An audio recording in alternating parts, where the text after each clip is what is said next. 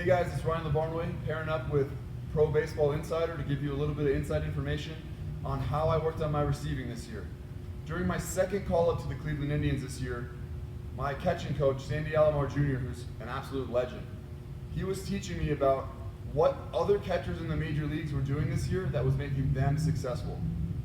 I hope you guys are doing this at whatever level you're playing too, whether you're Little League, high school, college.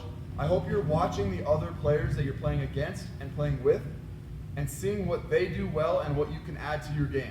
Also, if you're watching playoff baseball, you're watching the World Series, you're watching Major League Baseball regular season, whatever it is, if you're watching and you see a catcher do something that really works or that catches your eye as something that you should try, give it a try. That's what I'm about to teach you right now. This year, the Texas Rangers catchers as a unit had the best receiving metrics on outside and inside pitches on the edges than anyone else in the league. When we looked at what the Texas Rangers catchers were doing, the biggest thing we noticed is that they weren't framing back towards the middle, they were framing diagonally.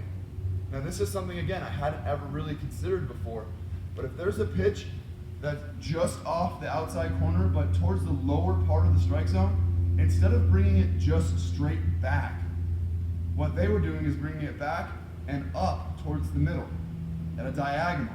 Even though it was already high enough, this move didn't get as many strike calls as this move. Same thing at the top of the zone.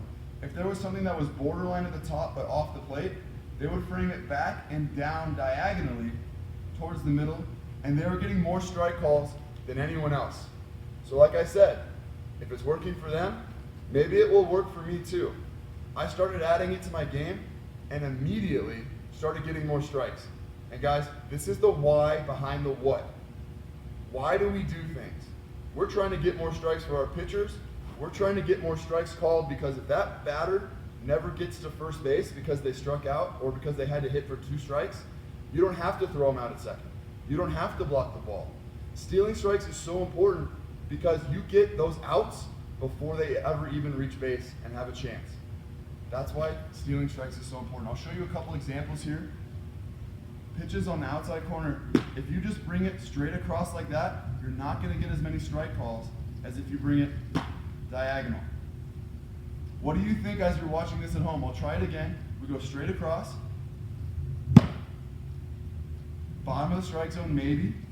Or you get it diagonal, and now it's a definite strike. It works at the top of the zone as well. You bring it straight across, or you bring it diagonal down. It's a quick move. I'm exaggerating how big the move is right now so that you can really lock in on it and see it with your eyes. But test it out for yourself. Let me know what you think. Email us at probaseballinsider.com, and I'll see you soon.